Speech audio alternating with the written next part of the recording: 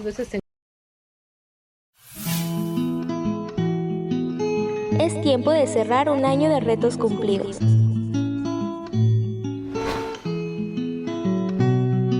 Radio Faro, la radio comunitaria del oriente de la ciudad. You got it going on. Yeah, you got it going on. You got it going on. Yeah, you got it going on. I used to be scared of the dick. Now I throw lips to the shit. Handle it like a real bitch. Have the hunter, Janet Jack me, take it in the bud. Yes, what? I got land in Switzerland. Even got sand in the Maryland. Bahamas in the spring. Baby, it's a big mama thing. Can't tell by the diamonds in my ring. That's how many times I wanna come. 21, and another one, and another one, and another one. 24 carats, nigga. That's when I'm fucking with the average nigga. Word to Shaq. Brothers be back and old. Don't you like the way I roll? And play with my pushy? Tell me what's on your mind when your tongue's in the pussy. Is it marriage? Damn, bitch, bad. Baby carriage? Damn, I love that. Shit, no. On a dime, shit is mine. Got to keep them coming all the time. Why? Killers be quiet, my niggas bring the riots. Tough talk, tough walk, shit is tired. You wanna be this queen bee, but you can't be. That's why you're mad at me. Killers be quiet, my niggas bring the riots. Tough talk, tough walk, shit is tired. You wanna be this queen bee, but you can't be. That's why you're mad at me. How big and untrust you in the studio with me? Don't they know I'm trying to set you continuously? Pull a high power cool, make you jump ship. Lead who you with, run with the Rockefeller. Es tiempo de cerrar un año de retos cumplidos.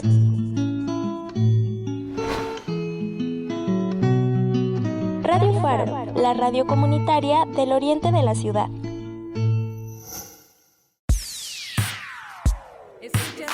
Escuchas Radio Faro. Radio Faro. La radio comunitaria y diversa del oriente de la ciudad. Transmitimos desde las instalaciones de la Fábrica de Artes y Oficios de Oriente. Calzada Ignacio Zaragoza, entre Metro Acatitla y Peñón Viejo. Iztapalapa, Ciudad de México. Radio Faro. Programación apta para todo público. Radio Faro, FM. Cultura metalera. Un espacio de divulgación, estudio y disfrute del metal. Iniciamos.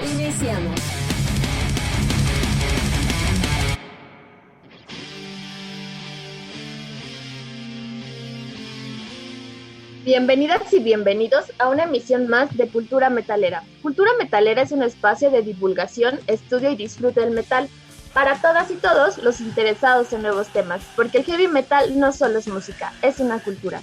Mi nombre es Adriana Hernández, antropóloga social, y en conjunto con Alfredo Nieves, coordinador del Seminario de Estudios sobre Heavy Metal, los saludamos. Hola Alfredo, ¿cómo estás?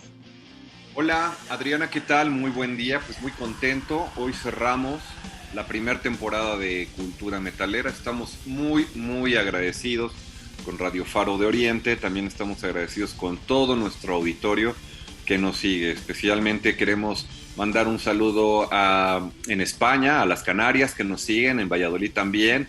Han escuchado el programa, en León, Guanajuato, en la Ciudad de México, evidentemente en el oriente de la Ciudad de México, en Guatemala. Y pues también darle las gracias a Felipe en los controles de este año tan bizarro que nos ha pasado, tan lleno de obstáculos, pero por otro lado se ha presentado como un año con oportunidades, ¿no? Entonces vamos a cerrar este año, este programa, con una invitada muy especial, de lujo, para este programa de Cultura Metalera. Está con nosotros hoy Olivia Domínguez, quien también es fundadora y coordinadora del Seminario de Estudios sobre Heavy Metal. No sé si querías decir algo antes con respecto a este año que ha acabado para nosotros. Pues igual agradecer, Alfredo, fue un Cuando me sigo recordando y lo he mencionado en otros momentos, ese primer programa en el que, aunque nos habíamos preparado bastante, de alguna manera el nervio nos consumía, pero estos 16 programas han sido bastante nutritivos, hemos aprendido bastante, en lo personal he aprendido bastante a conocer cada tema y saber que existe más posibilidades de estudio, nos da una posibilidad de alegría y de esperanza a continuar con todo este proyecto que han empezado ustedes. Afortunada porque puedo platicar con ustedes dos en este último programa de temporada, ya regresaremos más adelante, y en el cual pues al ser fundadores de estos principales estudios o el del seminario, nos da pues alegría y esperanza a todos los que somos estudiantes para seguir publicando y seguir avanzando. Muchas gracias, Alfredo.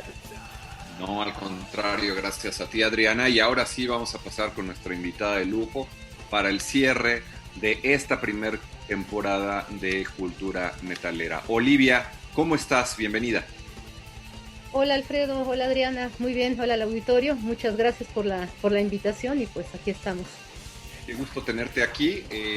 Queremos platicar ampliamente contigo. Tenemos esta hora para charlar de temas muy interesantes, de un libro también muy importante en los estudios de metal en México, en estudios de música, pero específicamente en metal. Y antes que nada, queremos conocerte más. Queremos saber cuál es tu formación académica, que bueno, sabemos que para eso necesitamos 3 programas para que nos acabes de decir todo lo que has estudiado y hecho, pero final, un poco resumiendo, queremos conocer tu formación académica y cómo es que entras al estudio del metal.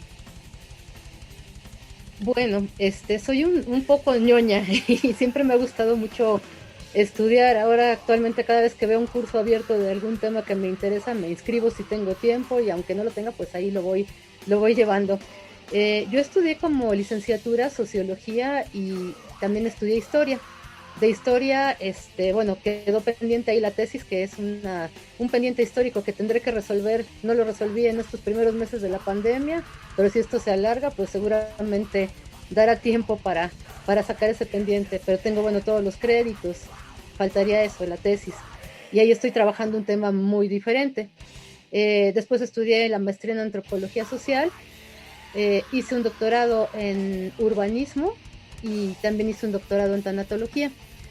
Y por lo general, bueno, los temas que había trabajado tenían que ver con la música, tenían que ver con la muerte, tenían que ver con los jóvenes y algunas otras cosas. Las mujeres también es un tema que siempre me ha llamado mucho la atención. Y sobre el heavy metal, bueno, llegué a estudiarlo. Ahora sí que la parte del estudio pues tiene que ver mucho con mi historia de vida también, porque desde muy pequeña pues empecé a escuchar mucha música. En mi casa pues mi abuelo me enseñó muchísimos discos de compositores clásicos, barrocos y de todo. Entonces bueno, yo cuando era muy pequeña agudicé mucho el sentido del oído al respecto, pero mi mamá también escuchaba pues lo clásico del rock, los Rolling Stones, los Beatles y algunas otras cosas más, Cream y estos otros grupos, y por ahí pues tenía un disco de Black Sabbath, del Bloody Sabbath. Entonces a mí de niña pues ese disco me saltaba así la portada y lo veía así súper demoníaco y me daba muchísima curiosidad. Y bueno, y poco a poco, sobre todo pues ya en la primaria pues empecé a oír Kiss, Queen, sobre todo pues Kiss, ¿no? Que pertenezco a esa generación que fue infante en los años 70, entonces pues era lo que más se escuchaba en aquel momento, ¿no? Y ya en la secundaria pues me metí ya más de lleno, empecé a tener mi propia colección, empecé a escuchar a Maiden, empecé a escuchar a Judas Priest, y así sucesivamente pues me fui hacia otras, así como se iba diversificando el género del metal, pues yo también iba escuchando thrash, iba escuchando ya en los 90 a principios death metal, y eso pues me enriqueció mucho la cultura musical, además de que tenía un vecino que había vivido en Inglaterra y tenía una colección de viniles impresionantes, ¿no? Eran una pareja, ella era periodista, ella había vivido en Estados Unidos porque su madre era de allá, y él me enseñaba los discos. A mí me gustaba irme en las tardes a su casa, además tenían muchos gatos y a mí me gustan mucho los gatos y los animales en general, entonces me la pasaba súper bien. Me gritaban de mi casa que ya me metiera y estaban como preocupados porque pues tenían la fama de que fumaban drogas y que eran marihuanos, lo que pues se decía mucho por ahí de los años 80, ¿no? Sin embargo, pues para mí era así como una cuestión, gente mucho más grande que yo, de la cual aprendí mucho. Igualmente en la secundaria, pues me juntaba con personas mayores, porque era una secundaria y prepa que estaba juntas, ¿no? Entonces yo iba en primero de secundaria y tenía amigos en quinto, en sexto de prepa, que tenían sus discos, me prestaban sus discos y luego yo también empecé a comprar los míos, a prestarlos, a intercambiarlos, a comprar revistas y pues así empezó esto. Y ya como estudio, pues cuando terminaba yo la carrera de sociología, quise hacer algo sobre el Tianguis del Chopo, pero no sobre todo el Tianguis, sino sobre el intercambio que se daba sobre grupos de metal. Y estamos hablando de 1999, ya llovió. Entonces, bueno, así es como empezó todo esto. Muchas gracias, Olivia, por estarnos compartiendo tu experiencia, todo el estudio que has hecho y obviamente, pues yo te recuerdo obviamente por la Escuela Nacional de Antropología, y ya por ahí del 2004 que ya también llovió y en el que pues ya desde en esos entonces las generaciones que estábamos interesados en el rock ya te identificábamos, ¿no?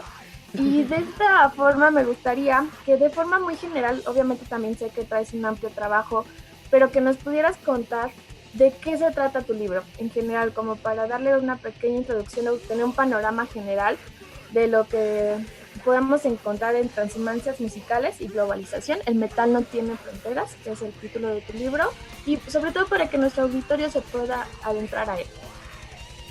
Muchas gracias, Adriana. Pues este libro fue concebido desde una forma y terminó siendo otra muy diferente, ¿no? En principio, pues yo quería hacer como una historia del death metal en México, y también me llamaba la atención el tema de la migración que había venido trabajando desde hacía algunos años. Sin embargo, cuando empecé a hacer el libro, pues quería hablar como de la escena en general. Empecé a meter el tema de la migración porque me llamaba la atención cómo en los años 90 muchos de los, pues digamos, de mis pares, compañeros, amigos, se habían ido hacia los Estados Unidos.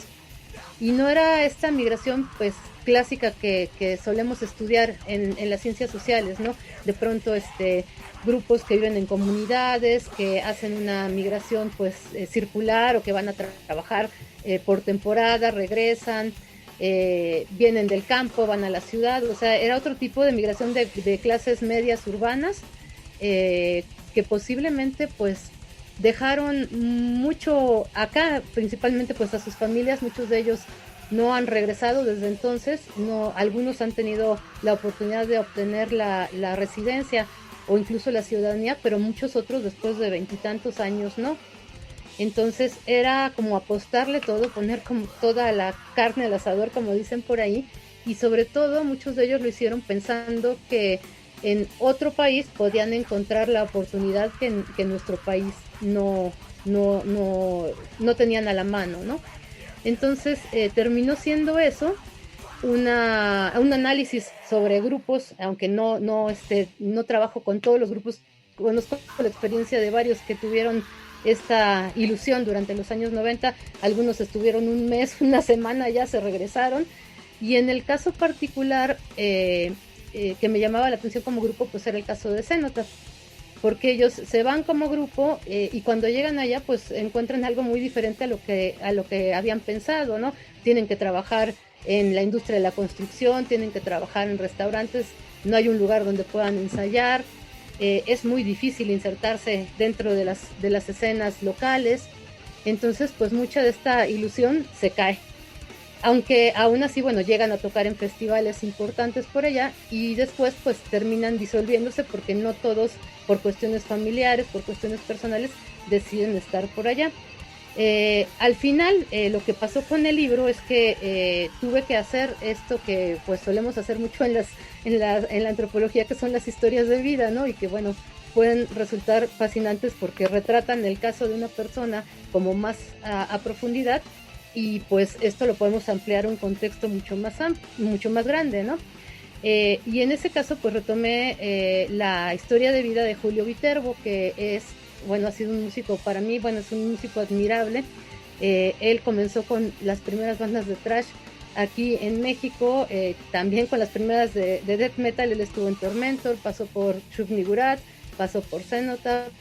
En Estados Unidos pues se quedó con The Chasm, siguió haciendo proyectos en su vida. Está Cerus, está Heaven's Decay y algunas otras bandas más en las que ha participado. Es muy buen compositor, pero la premura que yo tenía por concluir el libro es porque él estuvo muy grave, estuvo en una situación muy seria de salud. No solo es una persona que yo admire mucho, sino también pues es mi amigo desde hace muchísimos años.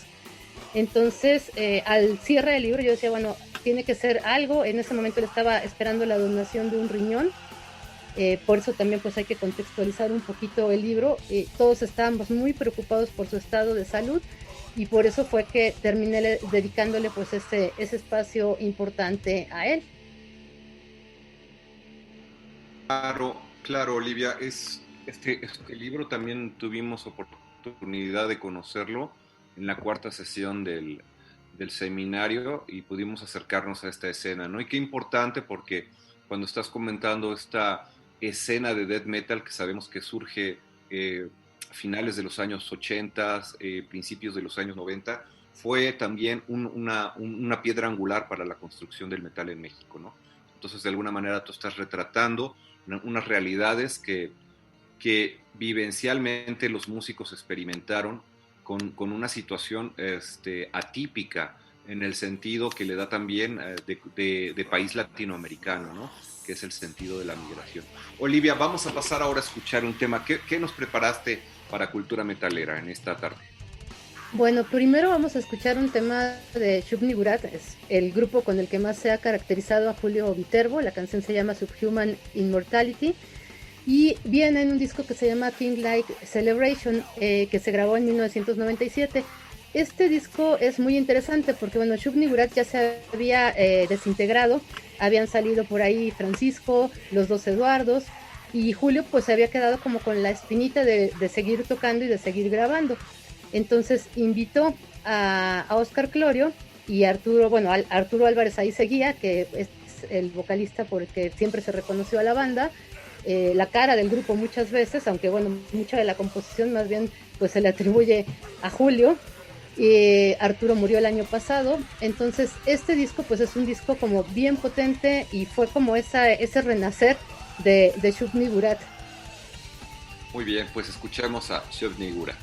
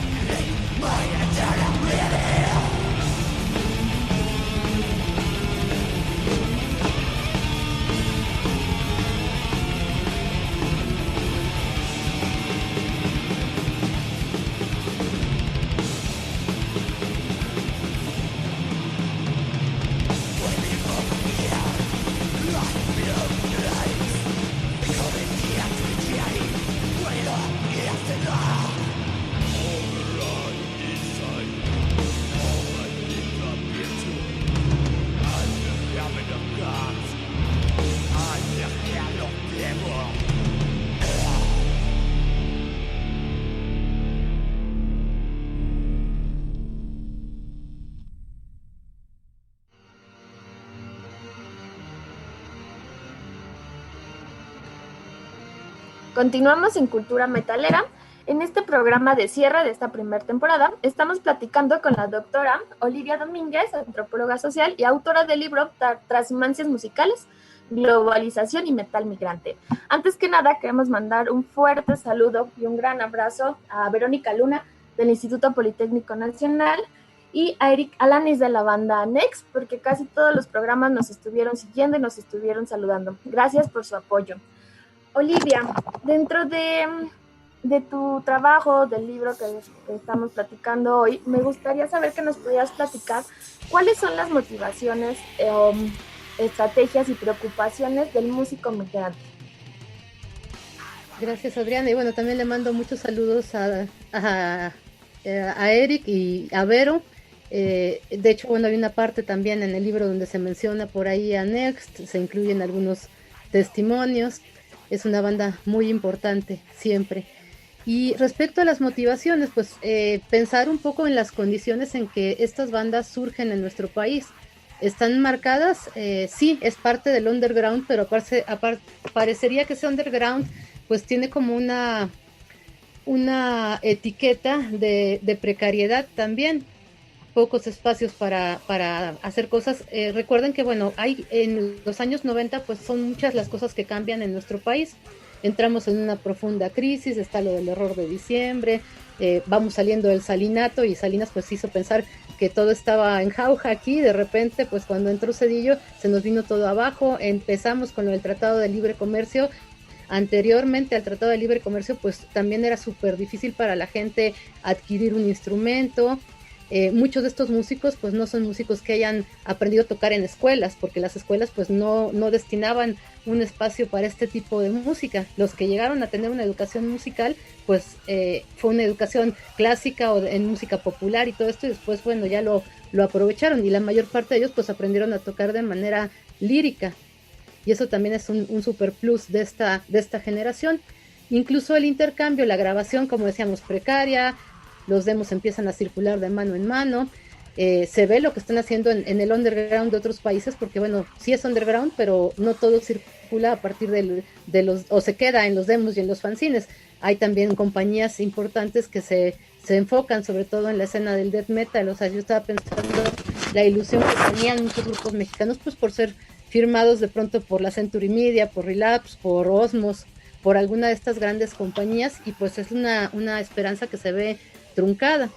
Entonces muchos de ellos piensan, obviamente hay como varios polos, digamos, geográficos en el death metal donde ubicarse, ¿no? Una escena en Florida muy marcada, sobre todo en la primera parte de 1990, y posteriormente pues como que todo se va desplazando hacia Estocolmo, Gotemburgo y algunas otras ciudades escandinavas, Helsinki, por ahí Oslo, son como puntos de atracción importantes.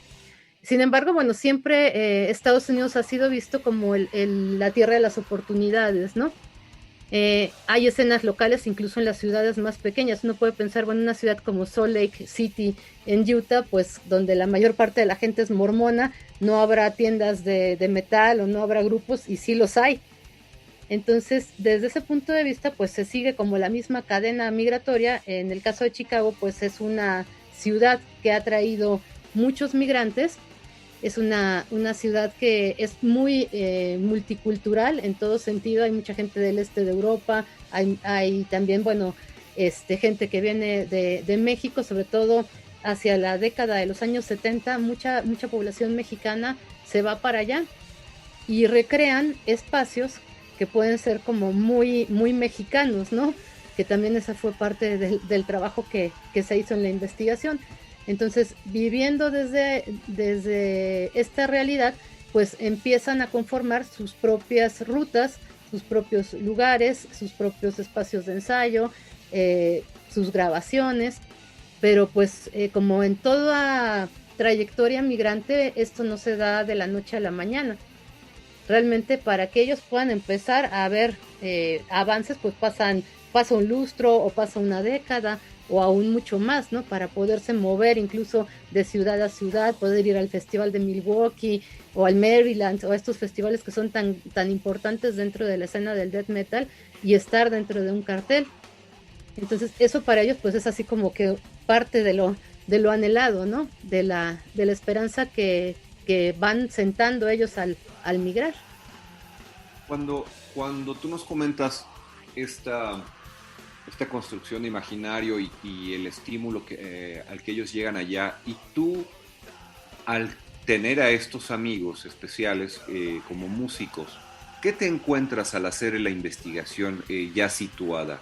Es decir, ¿qué pasa por ti como investigadora con todo lo que se te había platicado entre amistades y cuando llegas a Chicago, cómo empezaron a cerrarse, a hacer coyuntura todo lo que decías? ¿Qué pasaba en tu investigación en ese momento?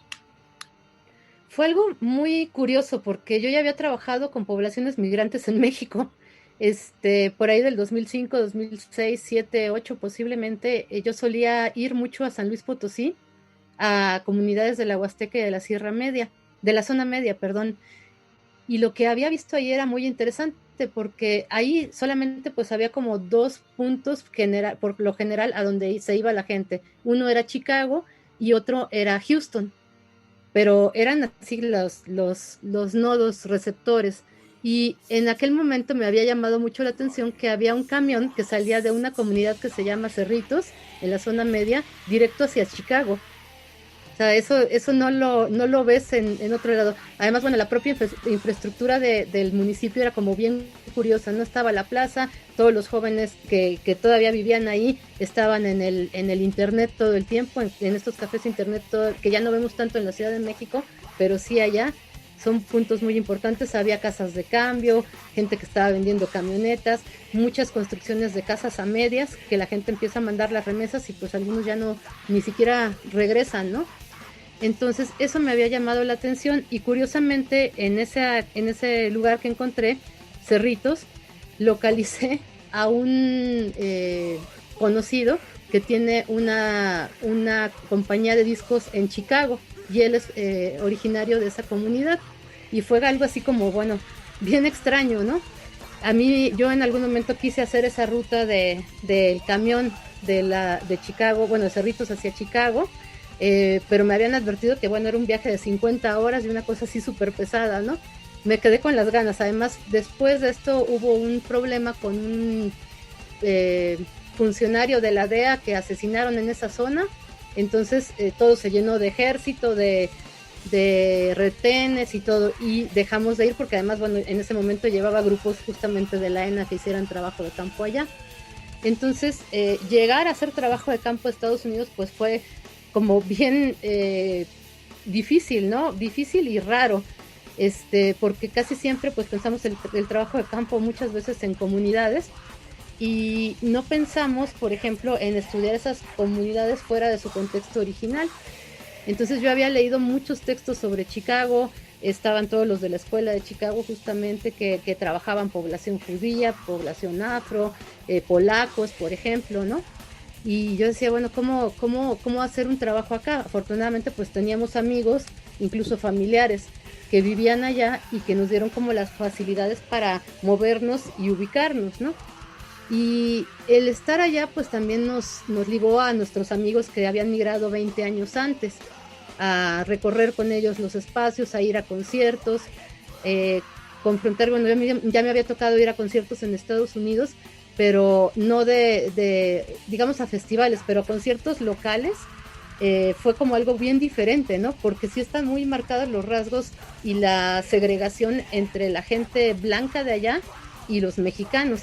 Y los mexicanos tienen mucha fama allá de que pues saben mucho del death metal, que también pues tienen como un gusto muy especial, que las bandas de aquí pues son muy, muy pesadas, muy, muy particulares, muy peculiares. Entonces me llamaba la atención que hasta nos tenían, ahora sí con traducción cultural, porque pues una amiga de allá nos dijo, a ustedes en realidad los gringos, nosotros les llamamos los Satanic Hispanics, porque no sé, pues lo podemos tomar como un calificativo, pero es como curioso entre esa cuestión de la heteropercepción, cómo nos ven a los mexicanos allá. O sea, sí los ven como muy dentro de la escena, muy trus, vaya, en ese sentido, muy pesados, hay como una serie de calificativos ahí interesantes, pero al final, pues, si tú vas a un concierto de estos que decíamos en el Regis o en alguno de estos lugares que son como muy importantes allá, ves la bolita de mexicanos por un lado y la bolita o el gran espectro, pues, de gente americana, norteamericana. Bueno, nosotros también somos norteamericanos, ¿no? Pero por el otro, ¿no? Digamos, anglosajones. Y eso es bien curioso. Sí, sumamente interesante cómo lo retratas y cómo lo describes, porque justo aquí me viene a la cabeza dos cosas, ¿no? La importancia que cobran las redes de apoyo que se van generando, pues justamente como lo dices, rompiendo fronteras desde un país, o más que un país, pues de una comunidad, y que pasa o transgrede hacia una parte norteamericana, ¿no? La importancia que recobran estas prácticas culturales y que son las que hacen justamente que se hagan todas estas comunidades y posteriormente que dé paso a estos escenarios, ¿no? Tan grandes. Para la siguiente canción que nos preparaste, ¿cuál es la que nos traes? Igual, ¿por qué te interesó o te gustó? Bueno, incluí una canción de Cenotaph que se llama Severance. Esta canción viene en un disco de ellos que se grabó en 1994, que es el Riding Our Black Oceans. Es el segundo disco de la banda, y aquí justamente escogí este disco porque fue cuando Julio Viterbo se integró también a la banda de Cenotaph. Este disco a ellos les abrió una perspectiva muy grande a nivel latinoamericano. Con este disco hicieron muchas giras, y eso también pues es algo que se trata en el libro. Se habla de estas giras que primero pues las bandas no hacen hacia los Estados Unidos, pero sí pensando pues hacia el sur. Entonces, cómo recorren, por ejemplo, Centroamérica en un momento en que no han llegado otras bandas. Aquí empiezan a llegar las bandas extranjeras, pues a finales de los años 80, bandas de thrash y bandas de death metal, y después vienen las de heavy que debieron de haber venido en los 80, que nunca llegaron en tiempo. Pero simultáneamente pasa algo muy similar en el caso de otros países de Centroamérica, o sea, países como Honduras, como El Salvador, como Nicaragua, Guatemala, pues las bandas empiezan a llegar mucho tiempo después, y las primeras bandas que les visitan a ellos son las mexicanas. Ahí los extranjeros son los mexicanos justamente. Entonces este disco pues les abre a ellos un panorama muy interesante, sobre todo hacia el sur, además que bueno, después va a llegar hacia Europa, hacia Estados Unidos, y pues a la fecha sigue siendo un material muy, muy reconocido. Escuchemos, primero nos vamos a ir a corte de identificación de Radio Faro y vamos a regresar con Severance.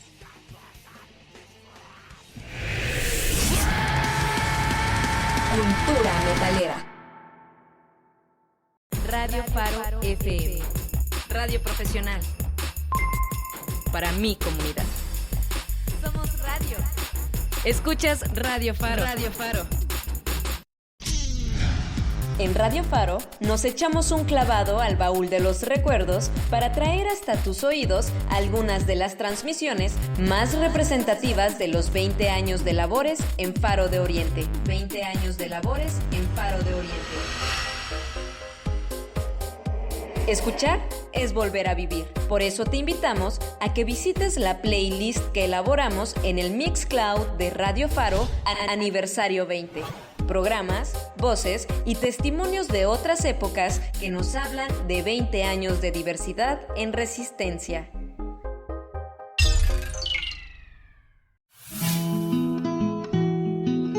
Es tiempo de cerrar un año de retos cumplidos.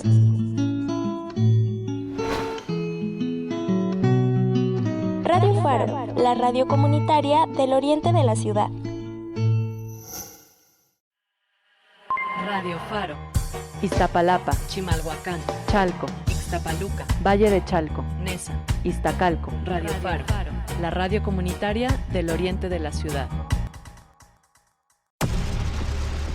Cultura metalera.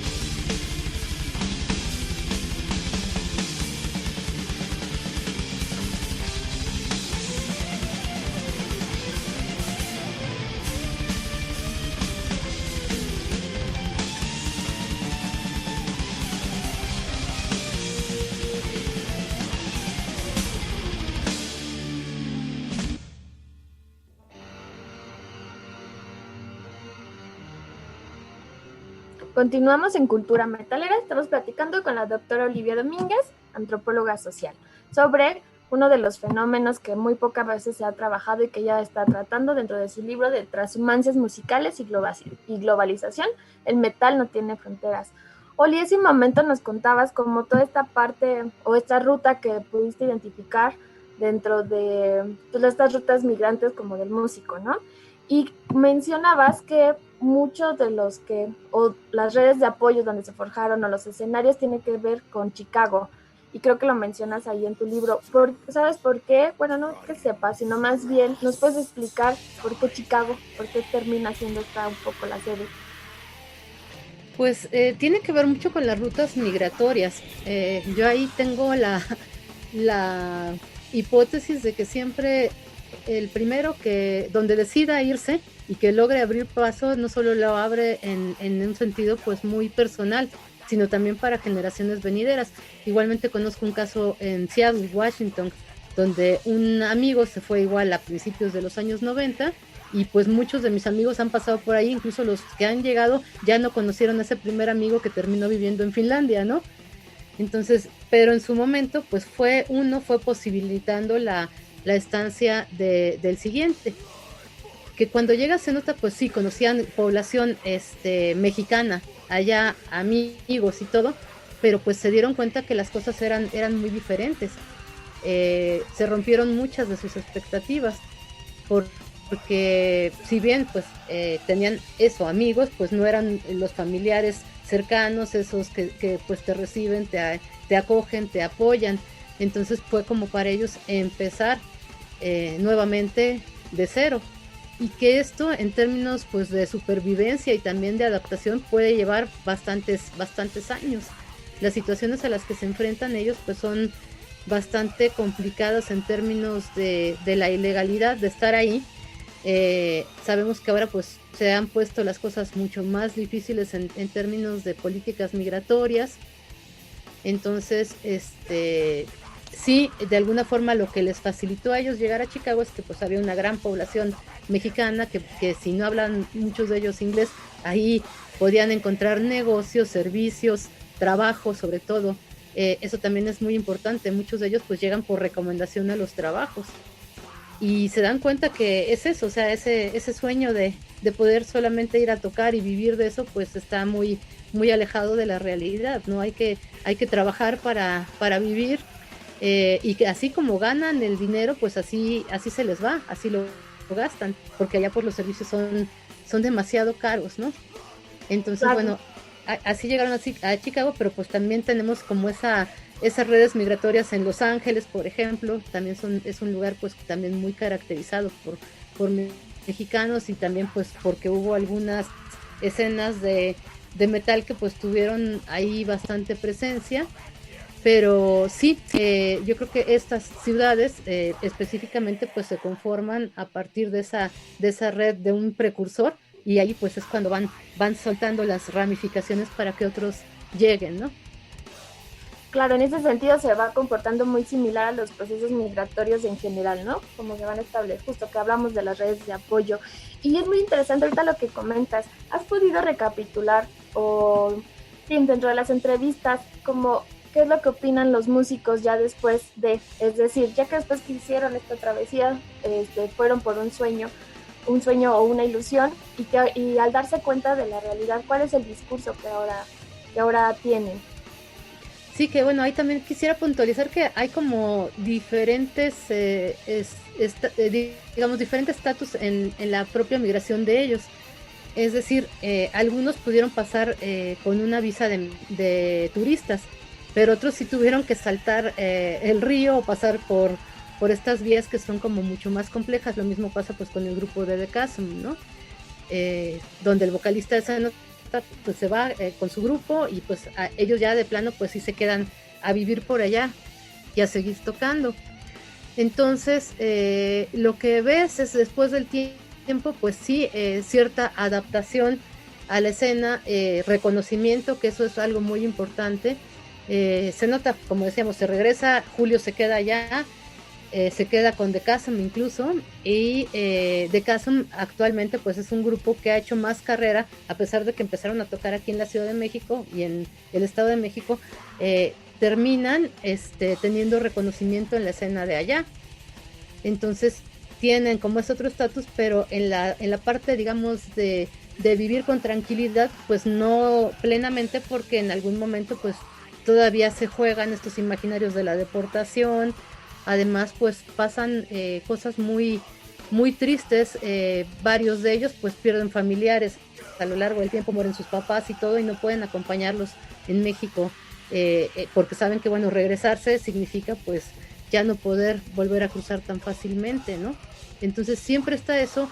Yo puedo decir que a lo largo de 20 años, pues en términos, digamos, económicos, muchos de ellos pues están mucho mejor que nosotros, y muchos de los otros de nuestra generación que nos quedamos aquí en México tienen acceso a más cosas, como decíamos, gastan más, obviamente pues es una sociedad súper consumista, pero su movilidad está limitada. O sea, por ejemplo, pueden salir a giras entre ciudades, pero no ir a Canadá, ¿no? O no regresar a tocar a México, o no viajar a Europa, les puede salir por ahí un contrato en Europa y no pueden cumplirlo porque no pueden viajar.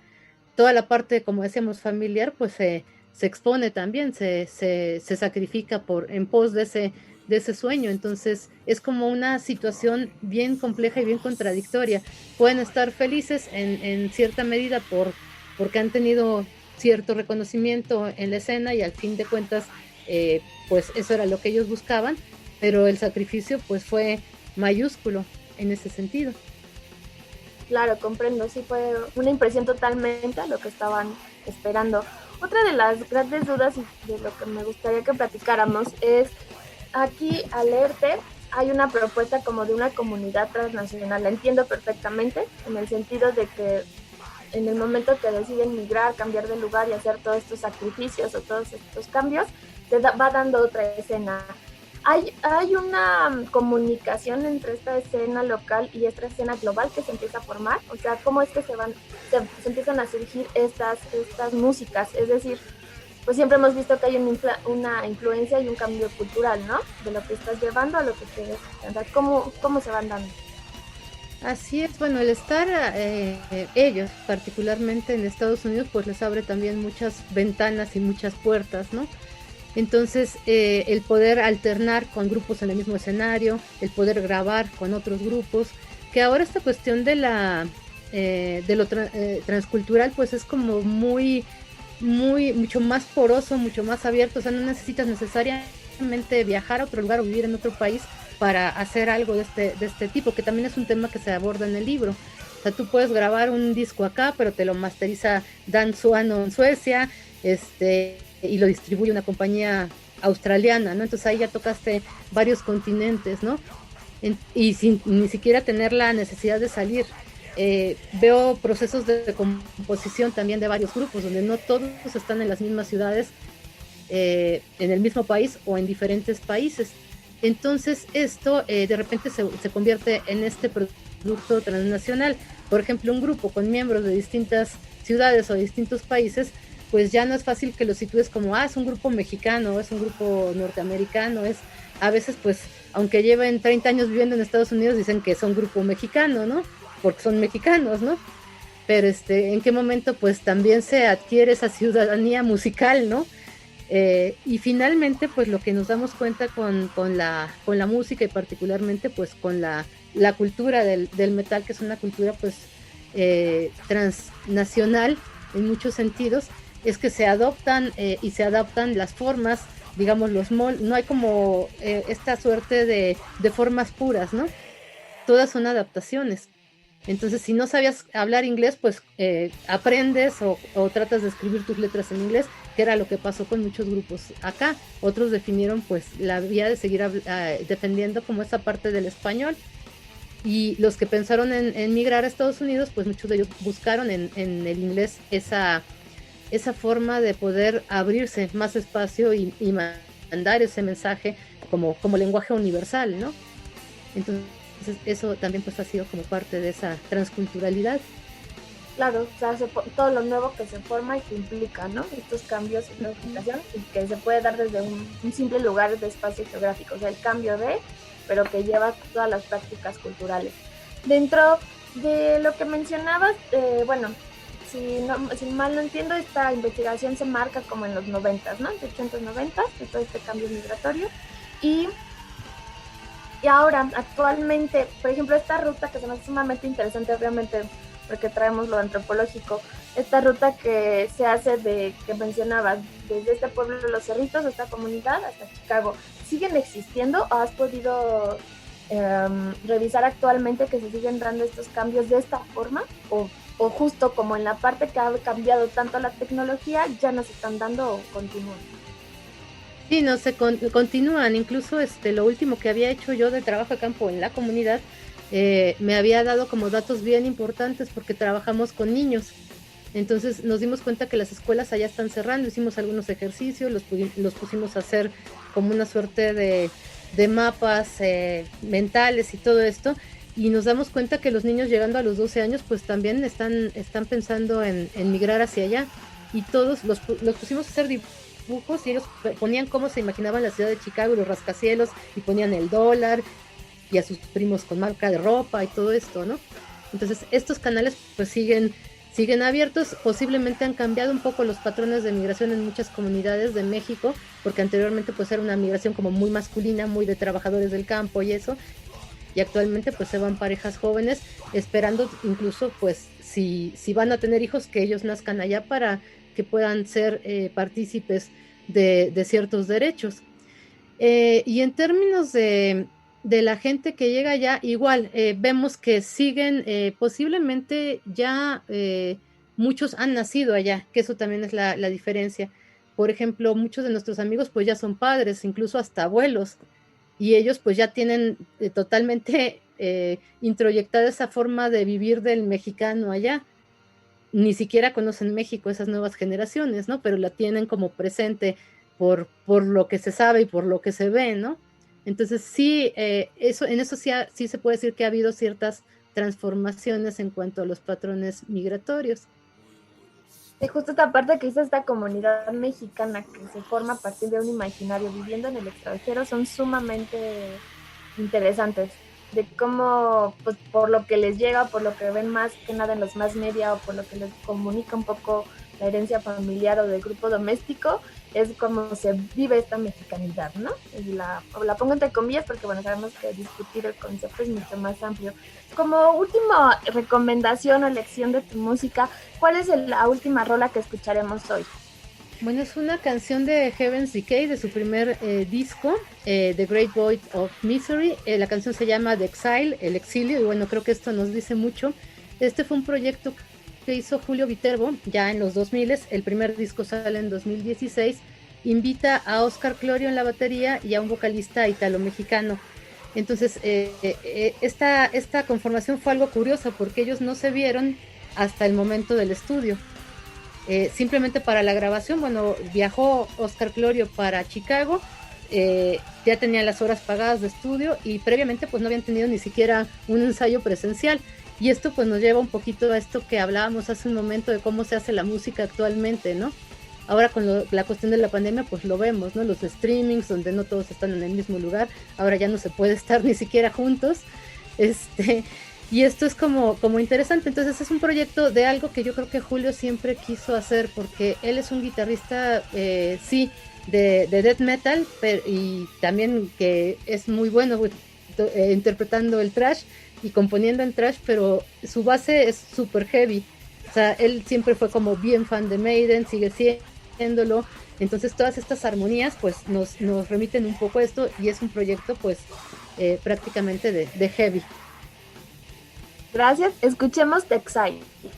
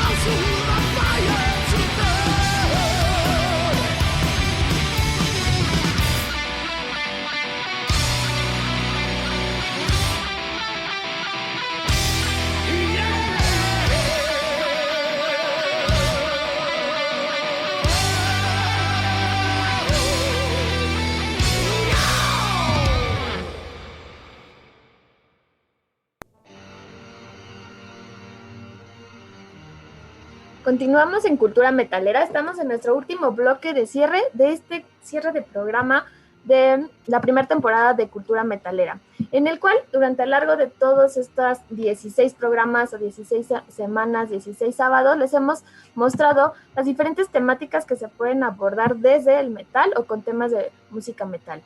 Esperamos mucho que les haya agradado, que les haya gustado. Nos pueden seguir en Facebook como Cultura Metalera. Ahí pueden dejar todos sus comentarios, sus inquietudes, demás. Y ahí les estaremos dando noticias de nuestros próximos programas. Continuamos con la doctora Olivia, que estamos hablando de transhumancias musicales. Oli, dentro de todo esto que estábamos conversando, de cómo se van dando estos procesos migratorios, y en especial para los músicos migrantes, que en el death metal, o en el metal en general y todas sus variantes, ahora con la situación de pandemia, ¿cómo vislumbras que va a seguir la situación? O sea, estamos en una situación pues de encierro. Yo no sé si has tenido oportunidad de checar ahorita cómo están siendo estas rutas migrantes y qué es lo que viene después de pandemia, porque sin duda alguna nos ha cambiado a todos, ¿no? En el sentido de que se hacían ciertos hábitos, ciertas rutinas, ciertos proyectos de cierta forma, y ahora con la tecnología sí da un giro impresionante. Claro, y algo que empezó a surgir mucho en el campo de la música al principio, esto pues es justamente lo de los streamings, ¿no? Festivales completos, por ahí la Century Media organizó un festival, incluso aquí en México pues también los de Mosh Pit han estado haciendo sus festivales, y varios otros grupos, incluso ellos mismos han impulsado ponerse de acuerdo, cada quien desde su casa, y trabajar en esto. No sabemos qué nos va a deparar el mundo, ahora sí que pues es muy compleja la situación y muy imprecisa en términos de poder planear. Muchos grupos pues han tenido que abortar misión, hay festivales que se quedaron congelados. Yo veo que hay como ciertos deseos de activar las cosas, y no solamente acá, y lo veo bueno con el caso de Cenotaph. En realidad para ellos el 2020 iba a ser un año de giras, tenían fechas en toda la república, tenían fechas en Centroamérica, en Sudamérica, en Estados Unidos, tenían muchas fechas. Entonces poco a poco fueron cayendo.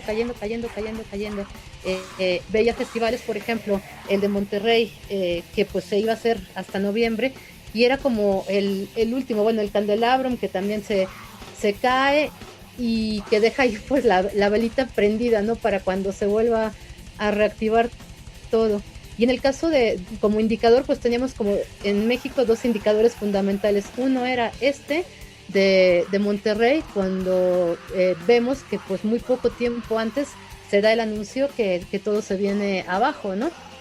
Y el otro indicador, pues el Total Death, que es en marzo. Entonces esa es como la última ilusión que uno pudiera pensar, aunque ya está a la vuelta de la esquina.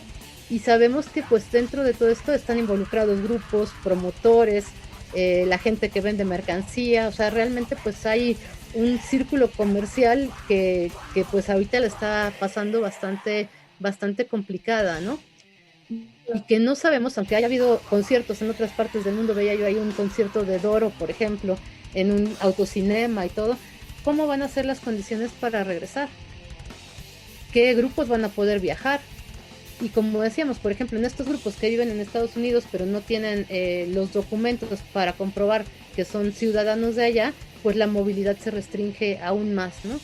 Y sabemos que ha habido muchísimo maltrato de migrantes mexicanos y que esto pues no ha cesado a pesar de la pandemia. O sea, esto se ha ido incrementando. Ellos están estrenando van a estrenar un nuevo gobierno que tiene como, o un sector importante tiene como una esperanza muy fincada ahí y otro no tanta. Entonces, pues también tendremos que ver cómo se mueven las políticas migratorias, las políticas de viajes, por ejemplo. Sabemos que situaciones como el 11 de septiembre cambiaron la historia de los viajes aéreos, de los vuelos y todo esto. Pues, ¿qué va a pasar ahora? ¿Cuáles van a ser las restricciones? ¿Cuándo sí vas a poder entrar a un país? ¿Cuándo no? Y todo esto, pues, trastoca el mundo de la música en general. Claro, y yo justo ahorita que mencionas, también creo que en la parte de los procesos migratorios de la pandemia parecería que pudieran cesar, pero coincido contigo, ¿no?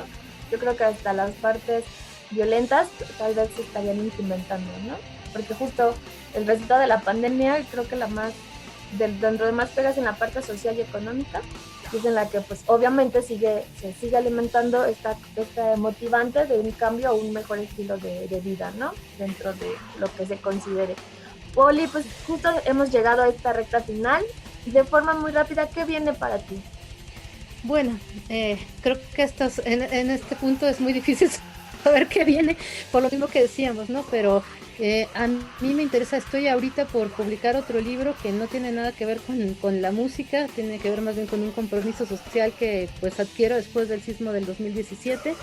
Está ya a punto de entrar este mes a la imprenta.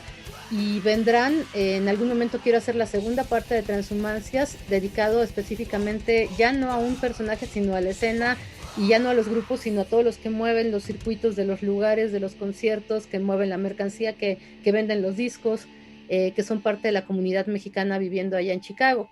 Y que ahí, bueno, ya tengo un material para iniciar y espero volver a hacer trabajo de campo cuando se pueda viajar por allá. Y viene un texto también que ya está medio trabajado, que todavía pues le queda algo por recorrer, que es una biografía sobre un grupo. Ahorita no voy a decir cuál, no es un texto académico, simplemente pues es como un trabajo mucho más periodístico. Y pues esperemos que el próximo año, en las condiciones en las que estemos, pues podamos cumplir con estas metas. Muchas gracias, Adriana, muchas gracias a Alfredo también y muchas gracias a Felipe y al auditorio que nos acompañó el día de hoy. Muchas gracias a ti, Oli, por haber aceptado esta invitación, por traernos tu experiencia, y yo creo que sí se van a poder lograr esos proyectos. Seguramente van a tener sus trabitos como todos, pero van a seguir y estaremos muy atentos para leerte. A nombre de Alfredo Nieves y yo como una compañera de este programa, les damos las gracias por habernos estado escuchando en estos 16 programas. Si todavía no nos escuchan en los 16 programas, vamos a estar compartiendo los podcasts en la página de Facebook de Cultura Metalera para que puedan escuchar cada uno de ellos. Y también les damos muchas las gracias por estarnos escuchando, ya sea en vivo o en este formato podcast. Una vez más, gracias a Radio Faro, al Faro de Oriente, por crear estos espacios, por crear estos proyectos, por habernos aceptado desde un inicio. Prometemos volver para fechas de enero. Ya les estaremos avisando cuando inicia esta segunda temporada. Y pues, muchas gracias. Esto fue Cultura Metalera. Gracias, Felipe.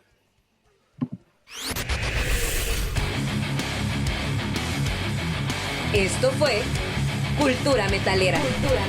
Un programa donde el heavy metal no solo es música, es cultura.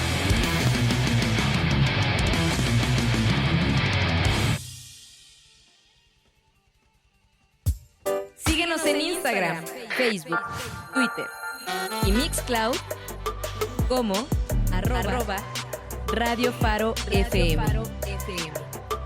La radio comunitaria del oriente de la ciudad.